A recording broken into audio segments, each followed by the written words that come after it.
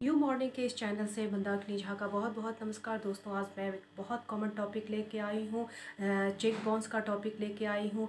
और ये आज हमारे सोसाइटी में बहुत ही कॉमन हो गया है कि हमने किसी को पैसे दिए और जब वो हमें पैसे लौटाता है तो चेक के थ्रू हमें पैसे लौटाता है। और जैसे उस चेक को हम बैंक में लगाने जाते हैं और वो चेक डिसऑनर्ड हो जाता है, वो चेक बाउंस हो जाता है। तो ऐसी स्थिति में कानूनी दौपेच क्या है, उसी को लेके मैं आज आप लोगों के समक्ष आई हूँ। ये हमारे आम जनताओं के लिए तो ज़रूरी है ही, और साथ ही जो हमारे बच्चे कानूनी पढ़ाई करके आए हैं उनके लिए भी काफ़ी इम्पोर्टेंट है। चेक बाउंस का केस निगोशिएबल इंस्ट्रूमेंट एक्ट 1881 की धारा 138 के अंतर्गत संस्थित किया जाता है।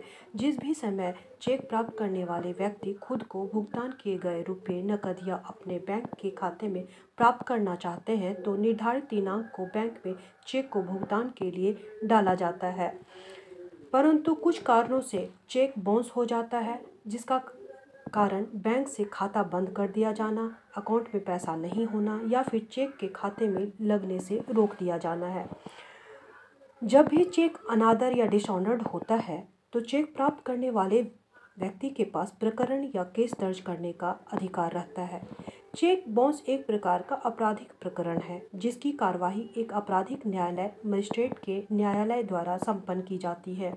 जैसे ही चेक बाउंस होता है, चेक प्राप्त करने वाले व्यक्ति को बैंक चेक रिटर्न मेमो द्वारा वापस करती है। अब उस प्रथम व्यक्ति जिसने चेक दिया था को यह प्रथम व्यक्ति लीगल नोटिस भेजेगी, परंतु यह लीगल नोटिस 30 दिन के अंदर, अर्थात जब प्रथम व्यक्ति चेक रिटर्न मेमो मिल जाती है उसके 30 दिन के अंदर ही वह चेक देने वाले व्यक्ति को लीगल नोटिस भेजेगी। इस लीगल नोटिस में सारे फैक्ट्स और रिलीवेंट बातें देनी होती है और लीगल नोटिस मिलने के 15 दिन के अंदर ये दूसरे व्यक्ति को चेक अमाउंट की सारी राशि चेक प्राप्त करने वाले को देनी होती है, अन्यथा आप उसके अगेंस्ट कानूनी कार्रवाई कर सकते हैं। यदि किसी कारणवश 30 दिन के अंदर लीगल नोटिस नहीं दे पाते हैं तो आप ऐसी स्थिति में पुनः बैंक में चेक लगा सकते हैं और बाउंस हो जाने की स्थिति में आपको पुनः 30 दिन का समय, एक्स्ट्रा समय मिल जाता है। अगर ऐसा हो कि चेक की वैलिडिटी ही ख़त्म हो जाए तो ऐसी स्थिति में आप निगोशिएबल इंस्ट्रूमेंट एक्ट के तहत कंप्लेंट नहीं फाइल कर सकते हैं।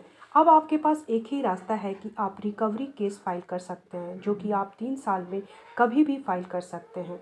अगर पार्टी लीगल नोटिस मिलने के 15 दिन के अंदर ना पैसे देती है ना कोई जवाब देती है तो ऐसे में आपको इस 15वें दिन से 30 दिन के भीतर आप कोर्ट में केस फाइल कर सकते हैं। लेकिन किसी कारणवश आप कोर्ट में कंप्लेंट फाइल नहीं कर पाते तो ऐसी स्थिति में आप कंप्लेनेंट को कॉन्डिनेशन ऑफ डिले का एप्लीकेशन कोर्ट में फाइल कर सकते हैं। अगर कोर्ट ये डिले कुछ रीजनेबल कारण उसने लगेगी कोर्ट को तो वो एप्लीकेशन को एक्सेप्ट कर सकते हैं। जो व्यक्ति सपोज करो ए जिसने कोर्ट में कंप्लेंट फाइल की वह कंप्लेनेंट कहलाया और जिसके अगेंस्ट कंप्लेंट फाइल की गई है वो एक्यूज्ड पर्सन कहलाया। अब कंप्लेनेंट को कोर्ट में केस फाइल करते वक्त कोर्ट के सामने सारे ओरिजिनल डॉक्यूमेंट के साथ आना होता है और कोर्ट को दिखाना होता है कि यदि सारे ओरिजिनल डॉक्यूमेंट दिखाना होता है, यदि सारे ओरिजिनल डॉक्यूमेंट भुला दिए गए हैं कंप्लेनेंट द्वारा तो वह पुलिस कंप्लेंट करके ओरिजिनल की डुप्लीकेट कॉपी बैंक से प्राप्त कर सकता है और कोर्ट के सामने पेश कर सकता है। कोर्ट में केस फाइल हो जाने के बाद कंप्लेनेंट का वेरिफिकेशन होता है। इसमें कोर्ट कंप्लेनेंट को विटनेस बॉक्स में बुलाती है और कंप्लेंट को केस की सारी डिटेल देनी होती है। यदि कोर्ट को सारी बातें सही और प्रॉपर लगती है तो कोर्ट एक्यूज्ड पर्सन को समन के लिए आदेश देता है। अब आप बताओगे कि समन क्या है? समन ये एक प्रकार का कोर्ट नोटिस होता है जिसमें कोर्ट एक्यूज्ड को एक पर्टिकुलर डेट पर प्रेजेंट होने का आदेश देती है। ये नोटिस RPAD के थ्रू एक्यूज्ड को भेजा जाता है। समन मिल जाने के बाद एक्यूज्ड को कोर्ट में उस दिनांक को जो नोटिस में कोर्ट ने दिया है अपीयर होना पड़ता है। यदि इस डेट को एक्यूज कोर्ट में अपीयर नहीं होता है तो कोर्ट उस एक्यूज्ड के अगेंस्ट अरेस्ट वारंट जारी कर देती है, परंतु वह अगर कोर्ट में अपीयर हो जाता है तो उसे बेल लेनी होती है विथ और विदाउट श्योरिटी। और अगर एक्यूज श्योरिटी नहीं दे सकता है तो ऐसी स्थिति में कैश सिक्योरिटी देनी होती है जो कोर्ट द्वारा रिफंडेबल है। जब केस ख़त्म हो जाती है तो कोर्ट द्वारा उस एक्यूज्ड पर्सन को ये रिफंडेबल अमाउंट दे दिया जाता है। एक्यूज्ड को रिफंड कर दिया जाता है। बेल को हो जाने के बाद एक्यूज्ड की पील रिकॉर्ड की जाती है कोर्ट द्वारा, जिसमें कोर्ट एक्यूज्ड को पूछता है कि उसने ऑफेंस किया है या नहीं। यदि वो अपना ऑफेंस कबूल कर लेता है तो कोर्ट उसे तुरंत सज़ा सुना देती है, और यदि एक्यूज्ड इनोसेंट है और वो ऑफेंस को एक्सेप्ट नहीं करता है तो ऐसी स्थिति में मैटर को एविडेंस के लिए रख दिया जाता है, जहां कंप्लेनेंट अपना एविडेंस एफिडेविट फॉर्म में कोर्ट में पेश करता है। वो सारे डॉक्यूमेंट जो उसके केस को सपोर्ट करती है उसे कोर्ट के सामने पेश करना पड़ता है। यहाँ मैं बता दूँ कि ये सारे डॉक्यूमेंट 3 स्टेज से होकर गुजरते हैं: document filing, document marking, document marking करके टेंडर किया जाता है, और लास्ट में डॉक्यूमेंट को प्रूफ, नॉट प्रूफ और डिसप्रूफ के लिए रख दिया जाता है। अब अपोजिट पार्टी को डॉक्यूमेंट को चैलेंज करने का पूरी मौका दिया जाता है। कोर्ट आर्गूमेंट के बाद सोच समझकर डॉक्यूमेंट को एक्सेप्ट और डिनाई करती है। फिर कंप्लेनेंट द्वारा एक्यूज्ड का क्रॉस एग्जामिनेशन किया जाता है। साथ ही यदि कंप्लेनेंट के पास और भी ज़्यादा विटनेस और भी कोई अदर विटनेस होता है तो कोर्ट उसकी भी गवाही लेता है। कंप्लेनेंट का एविडेंस हो जाने के बाद एक्यूज्ड से 313 का स्टेटमेंट लिया जाता है, जहां कोर्ट एक्यूज से कुछ सवाल पूछती है और एक्यूज उसका जवाब देता है। ये स्टेटमेंट केस की सच्चाई को जानने के लिए किया जाता है, कोर्ट द्वारा ली जाती है। ये स्टेटमेंट किसी भी तरह का कोई एविडेंस नहीं होता है। कोर्ट एक्यूज्ड को भी अपना एविडेंस कोर्ट के सामने प्रस्तुत करने का पूरी मौका देती है। जो भी उसके केस को सपोर्ट करने का डॉक्यूमेंट है और विटनेस है, कोर्ट के सामने एक्यूज्ड को पेश करना पड़ता है।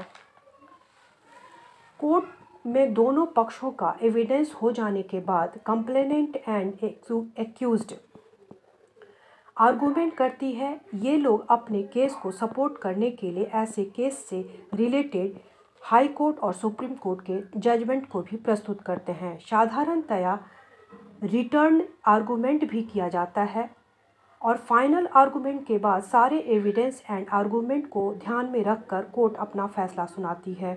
यदि कोर्ट को लगता है कि एक्यूज्ड इनोसेंट है तो एक्यूज्ड को सीआरपीसी की धारा 255(1) के तहत एक्विटल यानी कि बरी कर दिया जाता है, परंतु यदि कोर्ट को लगता है कि एक्यूज्ड ऑफेंस किया है तो उसे कोर्ट द्वारा सीआरपीसी की धारा 255(2) के तहत कन्विक्ट कर लेती है और पनिशमेंट सुना देती है। ये पनिशमेंट 2 साल तक की हो सकती है, और या चेक अमाउंट का 2 गुना फाइन दिया जा सकता है, या दोनों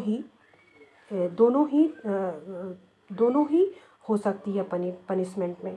कोर्ट अमाउंट पर इंटरेस्ट और प्रोसीडिंग के खर्चे को रिलीफ के तौर पर किए गए प्रे को स्वीकार कर सकती है। अगर एक्यूज्ड को कन्विक्ट किया गया है तो वह 30 दिनों के अंदर सेशन कोर्ट में अपील कर सकता है, जहां उसे फाइन का 20% या चेक अमाउंट को डिपॉजिट करना पड़ता है। वहीं जहां एक्यूज्ड एक्विट हुआ है तो कोर्ट के ऑर्डर को चैलेंज करने के लिए कंप्लेनेंट को एक्विट के ऑर्डर को हाई कोर्ट में अपील कर सकता है सीआरपीसी की धारा 378(4) के तहत।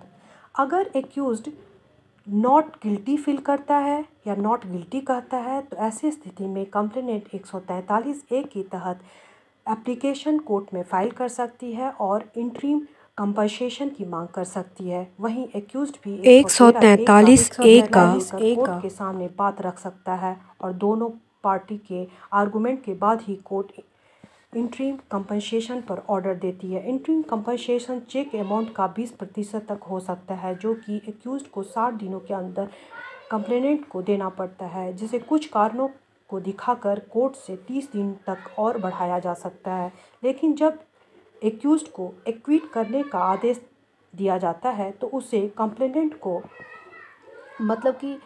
कंप्लेनेंट द्वारा एक्यूज्ड को पूरा इंटरिम अमाउंट यानी पूरा इंटरिम कंपनसेशन को इंटरेस्ट के साथ लौटाना होता है। इंटरिम कंपनसेशन का अमाउंट कोर्ट के डिस्क्रिप्शन पर डिपेंड करता है। कोर्ट केस के सर्क्यूमस्टेंस के आधार पर ही इंटरिम कंपनसेशन का अमाउंट तय करती है। यदि एक्यूज्ड लगातार केस की डेट पर अटेंड नहीं होता है तो ऐसी स्थिति में कोर्ट एक्यूज्ड के अगेंस्ट अरेस्ट वारंट जारी कर देता है। यदि कोर्ट एक्यूज्ड के against non available warrant issue कर देता है तो पुलिस उसे ढूंढकर अरेस्ट कर सकती है। यदि एक्यूज्ड फरार हो जाता है तो ऐसी स्थिति में कोर्ट एक्यूज्ड का प्रोक्लेम्ड ऑफेंडर घोषित कर देती है, जो कि हिंदी में जिसे हम फरार कहते हैं। ऐसा इसलिए होता है कि जब भी एक्यूज्ड फरार हो जाता है तो उस पर प्रोक्लेम्ड ऑफेंडर की केस चलाई जाती है, जो कोर्ट द्वारा अलग से इस पर केस चलाई जाती है। तो सही यही है कि एक्यूज्ड को कोर्ट में प्रेजेंट ज़रूर होना चाहिए। किसी कारण से यदि डेट पे वह उपस्थित नहीं हो पा रहा है तो उसे एग्जम्पशन की एप्लीकेशन कोर्ट में दायर करके नेक्स्ट डेट ले लेनी चाहिए। किसी कारण से कंप्लेनेंट की डेथ हो जाती है तो ऐसी स्थिति में वो लीगल हेयर उसकी जगह पर केस कंटिन्यू कर सकता है, लेकिन एक्यूज्ड की डेथ हो जाती है तो केस डिसमिस हो जाएगा। कोर्ट केस में कंप्लेनेंट को अटेंड करना पड़ता है, परंतु यदि कंप्लेनेंट स्वयं ही अटेंड नहीं हो सकता है तो ऐसी स्थिति में वह general power of attorney GPA को देकर अपनी जगह किसी और को अटेंड करवा सकता है। कोर्ट प्रोसीजर के चलने के दौरान दोनों पार्टी निगोशिएशन के साथ, समझौते के साथ केस को ख़त्म कर सकती है। आज दोस्तों निगोशिएबल एंड इंस्ट्रूमेंट एक्ट 138 के चेक बाउंस का जो केस है वो कोर्ट प्रोसीजर से हम कैसे सॉर्ट आउट करते हैं आज आपने देखा, और फिर मैं कल एक नए वीडियो के साथ आप लोगों के समक्ष आऊँगी। होप कि आज आपकी ये वीडियो आप लोगों को अच्छी जानकारी दी होगी। थैंक यू, मिलते हैं फिर।